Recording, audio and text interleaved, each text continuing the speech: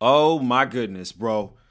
I just finished it, okay? We just finished watching UFC Fight Night Atlanta, Kamaru Usman versus Joaquin Buckley. But my heart rate got so high in this Kamaru Usman Joaquin Buckley fight. Let's talk about it. Goodness gracious, man. Just got done watching, like literally, Kamaru Usman, he just finished his post-fight interview saying, I was and I always will be the freaking boogeyman of this division. I yelled like I was in church, bro. That fight had me tripping. But I'm going to go through, let's start from the beginning, from the walkout, man. Obviously, you guys, if you follow the channel, you know I was predicting, and everyone was predicting, that Joaquin Buckley was going to knock out Kamaru Usman, our former king. I even made a video talking about 3 ways that Kamaru could win, and it just seemed so far-fetched. And when he walked out, he seemed a little nervous. He didn't seem like his same confident, like aggressive, scary, like I'm a kid, I'm gonna take this guy. He didn't seem like that this time. And so I was kind of nervous. It looked like the nerves were getting to him. Joaquin Buckley looked extremely confident. He sounded super confident, super motivated. He's young, literally 7 years younger than Kamaru Usman. And man, I can't tell you how scared I was. I was texting my friends, you know what? Maybe we should just accept that Buckley's going to knock out Kamaru Usman. Oh, spoiler alert, I'm a huge Kamaru Usman fan. I'm sorry, guys. This is not going to be like an objective review of this fight. I am a huge Kamaru Usman fan. When Kamaru Usman is winning in the UFC is doing well. When he's not winning, the UFC is not doing well. I'm sorry. That's just how it is. That's how we are on this channel, bro. I was preparing mentally for Joaquin Buckley to knock this man out cold. But Kamaru Usman, I don't know what's in that head. You got to kick it to knock it out, man. He has a chin on him, dude. He was eating some crazy shots. Let me also talk about UFC Atlanta. I was going to go to this fight. Atlanta's pretty close to me. I had every intention of going to this. I was like, oh, let me use my YouTube money. Then I go on, I get on Ticketmaster. I look at the ticket prices. Ticket prices $250 a pop. So that would be $500 for me and my non-imaginary wife. $500? Well, I'm going to ask you again. Did you eat a treat for her? No. I immediately became this guy from Everybody Hates Chris. I immediately became him. Nah, bro. This is free on ESPN Plus. I would spend $500 or watch it on ESPN Plus on my laptop and then make $20 on a YouTube video. Hey, call me cheap, call me frugal, call me the dad from Everybody Hates Chris.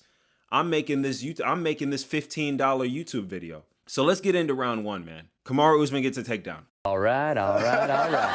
Now, that was step 3 of what I said are his keys to victory. Wrestle, use your wrestling. Joaquin Buckley, he is a wrestler. He has a good wrestling base, but he is not almost Olympic level wrestling. Kamaru Usman is almost Olympic level wrestling. I think he was a D3, D2 national champ. Joaquin Buckley was not no D2, D1 national champ, okay? He takes him down and he starts raining down hell, bro. He starts smothering him, pressuring him, mushing, smushing, pushing, raining down punches. And I thought it was kind of funny. You hear Joaquin Buckley while this is happening. You hear him go, I got it. I got it. Getting smashed by Kamaru Usman. I got it. No, I got it. You're a victim.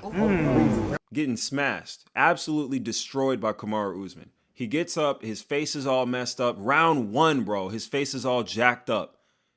And he's still smiling. He got the crap beat out of him. So round 2, more stand-up. Every round, there's like a little bit more stand-up than the previous round. And in the stand-up, that's the scariest part for Kamaru Usman. I think if anyone is going to knock Kamaru Usman out, if anyone's going to beat Kamaru Usman from now on, they're going to have to, I don't know, dude. I honestly don't know. But what I did notice about Kamaru Usman is and this is another thing I said in my video of how he needs to win.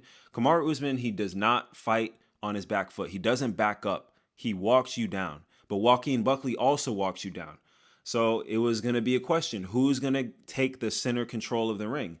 Joaquin Buckley, he wasn't able to do that. Kamaru Usman, I don't know. Maybe he just aura maxed. Joaquin Buckley was circling around the ring. When you're circling around the ring, you're expending more energy. You're moving more. Kamaru Usman didn't have to move to control the ring. It's just like I don't know how to do it in my striking. Obviously, y'all have seen me box. But there's a skill to being able to control the center of the ring and walk your opponent down, because you do not want to be the guy skating around, because you're going to end up getting taken down, baby. Especially if you're fighting the greatest welterweight of all time in the modern era. I said modern era. You GSP goons don't get on me, bro. I said modern era. So round 2, he takes him down again. And I'm just starting to think, man, like, this is vintage Usman, bro.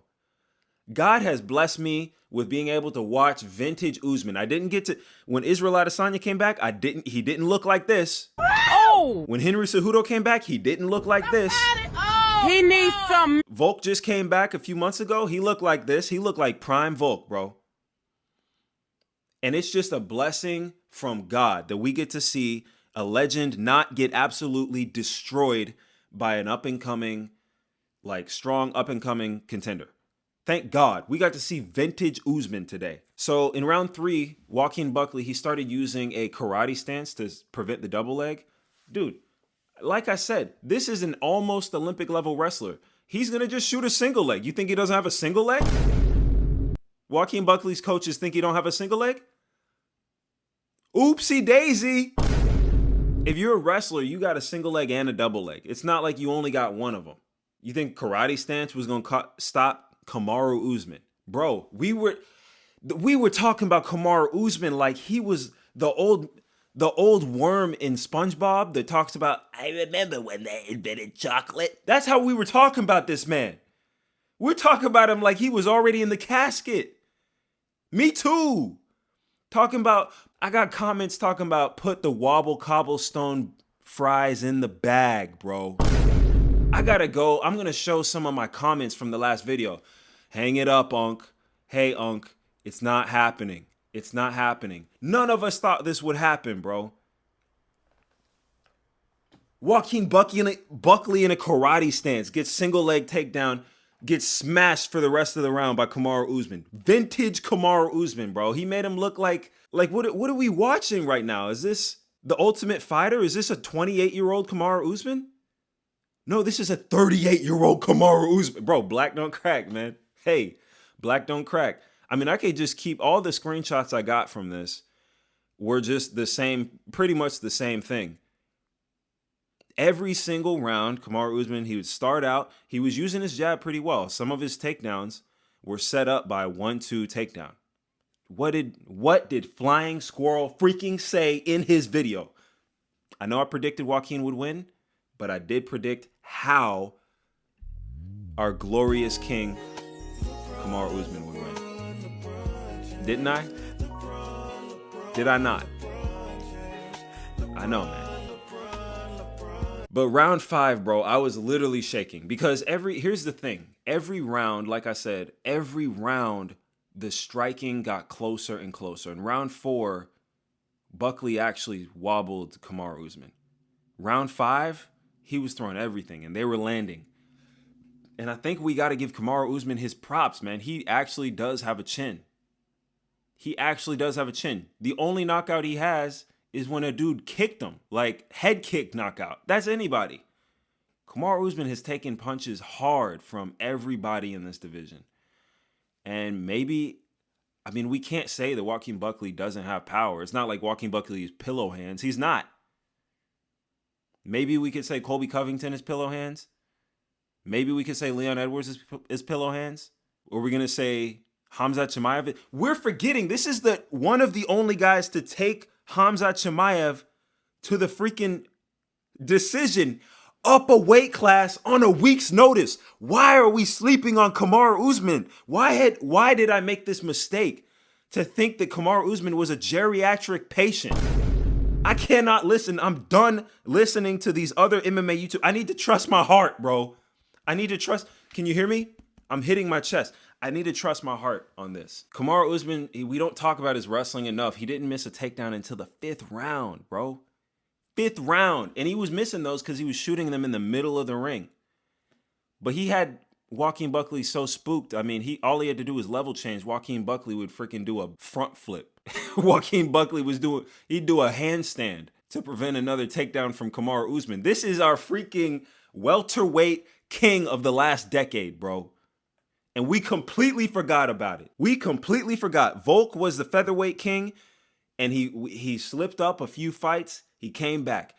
Kamaru Usman was the welterweight king. He slipped up a few fights. He is back, dude.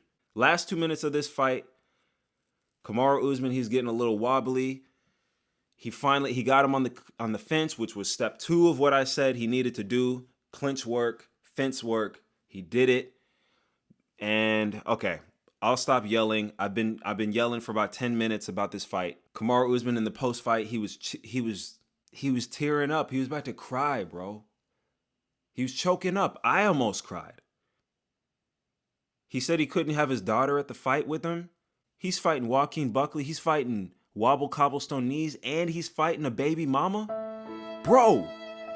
And then he drops these, just some of the hardest lines, bro. He says, well, what I just did, I could do that to anybody. Oh, shoot. Oh, my gosh, bro. Oh, my gosh, bro. This dude is the GOAT, man. This dude is the GOAT, bro. I know you guys aren't going to... I know these other MMA YouTubers are not going to gas him up like me and Kenny are about to gas this dude up. Okay? I know they not about to. But I got to put some respect on Kamaru Usman's name. Okay? Because this fight right here, what do you think is more impressive? Let me tell you. What do you think was more impressive? Was this coming after a 2-year layoff and 3 consecutive losses, beating Joaquin Buckley 49-46? Was this more impressive?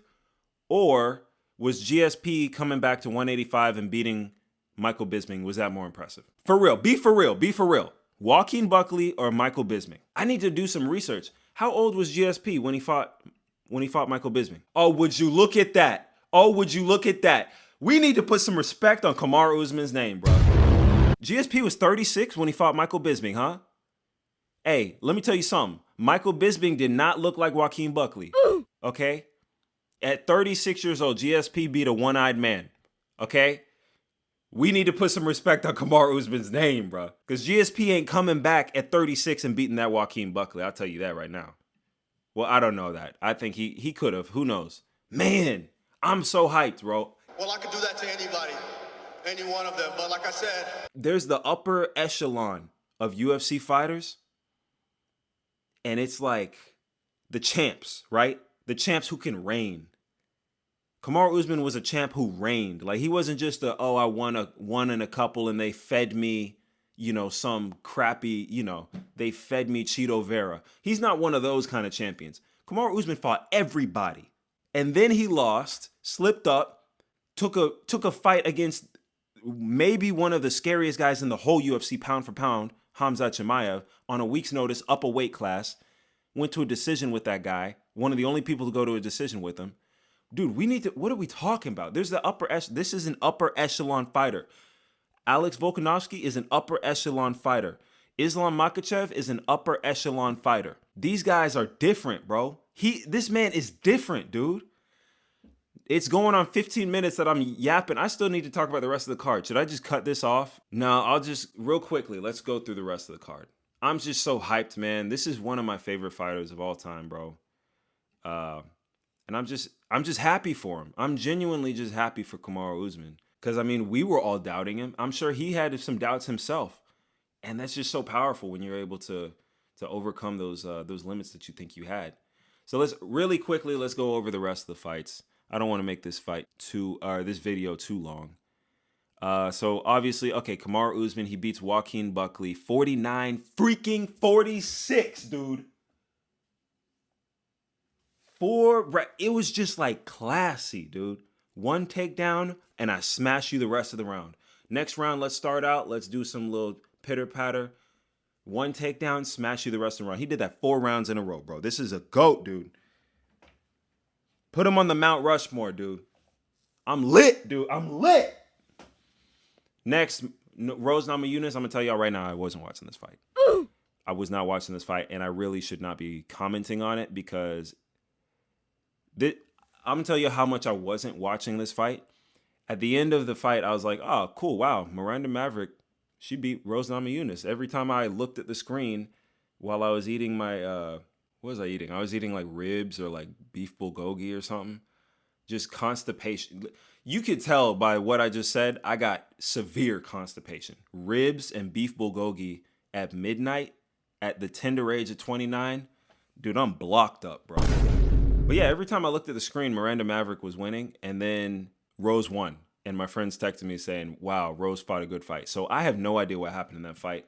I'm very confused about why the heck Edmund Shabazian and Andre Petroski is higher on the card than Cody Garbrandt and Raoni Barcelos.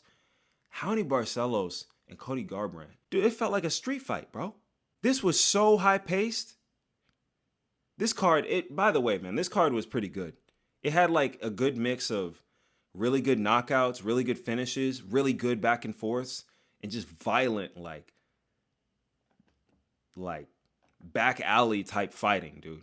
And then they pepper in some fights that were literally just a sedative. Is sedative the right word? I'm not getting that mixed up with laxative, right? Okay. Some of these were laxatives, some of these were sedatives. Raoni Barcelos versus Cody Garbrandt, laxative. Bruh. Okay, I was crapping my pants. This fight was so action-packed. Andre Petroski, Edmund Shabazian, what the heck are you doing as the feature fight? What the heck are you doing here? Cody, dude, Raoni Barcelos, who the heck is this guy, man? A few videos ago, I was talking trash about him. Oh, Umar only has a couple wins against Raoni Barcelos. Who the heck is that? Now we see who the heck Raoni Barcelos is. He has gray hair, but he just beat an all-time, I don't know if we'll call Cody Garbrand an all-time great bantamweight. I mean, he's an all-time good bantamweight. But this was just such a great fight, man. It's definitely a fight I would watch back with a friend and be like, oh, you missed it, bro. You got to watch this. This was another one. Mansour Abdul Malik versus Cody Brundage. Dude, these guys were freaking swinging, bro. High-paced. High-paced. These dudes were swinging. And Cody Brundage, he came back out there. He had his fresh Turkish hairline. If y'all don't know, he had a hair transplant. He's a hair transplant bro. Go ahead and watch my Unk tier list. He's on there making an appearance. That hairline making an appearance. It was at full strength, and he looked pretty good. But Mansour Abdul Malik got the edge out on this one. Pause. Really unfortunate about the clash of heads. There was a lot of weird endings to fights. This one put me to sleep. I don't even know what to do. I was almost tucked in under the covers with this Alonzo Minifield fight, bro. Let's be honest, man. What the heck was that, dude? I might as well have been in like cryo sleep while Alonzo Minifield and Omar Sy were fighting. This fight is cursed. We were talking about how the first time they were supposed to fight, he got herpes. But it was really a cold sore. But, I mean, if I'm writing the article, I'm definitely saying he got herpes. You know, between me and you, it was herpes. On his lip. Couldn't be me. Couldn't be me. I'm happily married, bro. Couldn't be me. Me and my wife, our genitalia are quarantined. You know what I'm saying? But this was a pretty decent fight. Up until, you know, that up kick. And then here's the thing. What do you guys think about that up kick? Do you guys think that Rodolfo was faking that? Because right when the up kick landed, you could see he looked at the ref and he was like complaining to the ref. And then he immediately goes out and he falls down and he's out. And then he snaps back up and he's like trying to fight the ref and he looks scared and he looks like he just got an adrenaline rush or something. I don't know what it was, dude. That was a really weird ending sequence with Rodolfo Bolato. What do you guys think? Do y'all think that he was acting, or y'all think that was a legitimate flash knockout? Either way, that was a really sucky way to end a fight. This one, Michael Chiesa, he stunk the place up. These fights before Michael Chiesa, these two fights, we'll get to these. And then I'm going to get out of here because this is a long video. But, dude, Michael Chiesa stunk the place up. Freaking stunk the place up. You ever like go in a corner of your house to like fart and you're like, you know, no one will smell it. And then someone walks right up on you. That's basically what Michael Chiesa did. Like, this was a boring fight. I was like, you know what? It's time to pick up like a new hobby. So, you know, maybe the dishes aren't so bad to do. Win's a win, huh? A win's a win, Michael Chiesa? A win's a win, I guess. Malcolm Wellmaker. Okay, let's talk about this. Let's talk about this. I don't know if I have more energy left. I cannot stress to you guys. Let me tell y'all something. I cannot stress to you guys enough how much of a fan I am of Malcolm Wellmaker now. Okay? First off, he goes on the screen and my wife says, "Is he Asian or is he black?" I said, "Both?" And then he opens his mouth and he's like, "Hey man, you know what I'm saying? Like, I heard that they got a fight night in Atlanta. Y'all gotta put me on that." And then we both were like, okay, he's black. Yeah, he's black. He's definitely a Blasian. He's from Augusta, Georgia. Ain't nothing going on there except for the Masters and probably like crime and diabetes, pretty much, is what's going on in Augusta, Georgia. But Malcolm Wellmaker, bro, he walked out to Oh Let's Do It by Waka Flocka. He won my heart, bro. Y'all know on this channel, if you watch the old videos, you know I got that Waka Flocka soundtrack in the background in some videos. Dude, Oh Let's Do It by Waka Flocka, especially the Lil Wayne remix on No Ceilings, is one of my all-time favorite songs. He walked out to Oh Let's Do It in Atlanta, Georgia. Are you freaking kidding me? And then he fights Chris Moutinho. And Chris Moutinho, you would think that Chris Moutinho, after helping Sean O'Malley break a striking record, he helped him break a striking record. And then he leaves the UFC. You would think that he would be in the best shape of his life. He came back looking worse than me, guys. I don't train. He came back looking like, I don't know how he cut weight for this fight. He did not look in good shape. Maybe this was short notice for him. It didn't look good at all. But Malcolm Wellmaker, man, he came out there. He kept doing this one little setup where he would switch stances and he would go from orthodox to southpaw. And as he switched stances, he would throw a lead hook. And that was how he caught him. He tried that like 3 times. And he finally caught him the last time. And that knockout was nice. I don't know if he's getting a bonus for that, so he can buy his mom another house and quit his job again. But, dude, Malcolm Wellmaker, I'm so excited for this guy. I hope they don't feed him too quickly to a killer, and that he's able to develop, because he's really an exciting fighter. You know, the UFC, there's not a problem with, like, it's not that we don't have quality guys. It's that we're not, like, building them up well. And we got some quality guys from the Contender Series. We just need to market them, build them up, stop fighting them in the Apex. Anyways, last fight I'm going to talk about.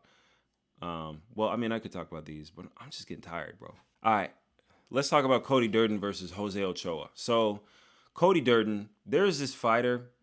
You know, every MMA gym, they have like their big dogs, right? Like, you got the amateur guys who are trying to make it to the UFC. You got the pro guys who are like, you know, maybe they fight in the LFA or an FC or something like that. And then you got like the UFC guy, the big dog in the gym. And it's just so unfortunate that Cody Durden is the big dog in this gym.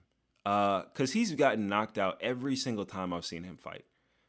And I know he's like, in the gym, he's probably like, yeah, bro, that's Cody Durden. He fights in the UFC. Oh, that's Cody Durden. Whoa, oh my gosh, I can't believe it.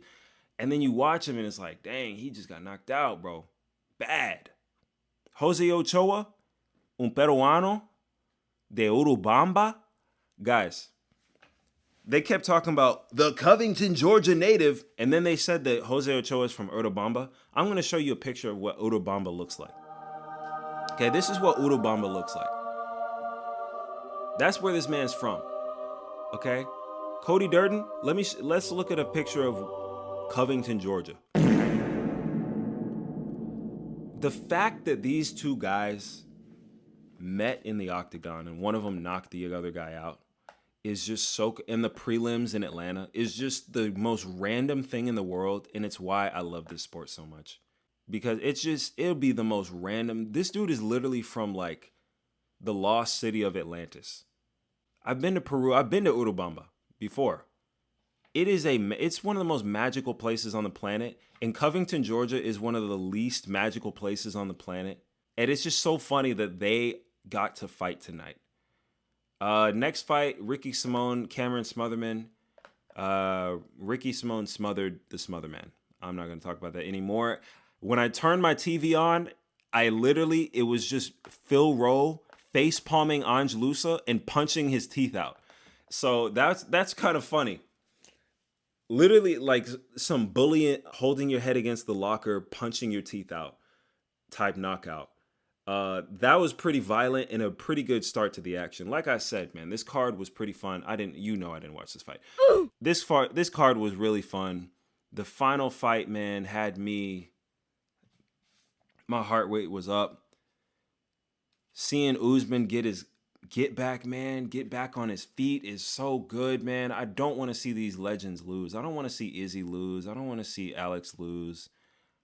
Both Alexes, Volk and Poatan. I don't want to see these guys lose. They're legends. And so it's really great to just see vintage Kamaru Usman. But that's my video for tonight. Let me know what you guys think. Did y'all enjoy this? Yeah, once again, thanks for watching. Thanks for sticking around. I will see you guys later. Peace.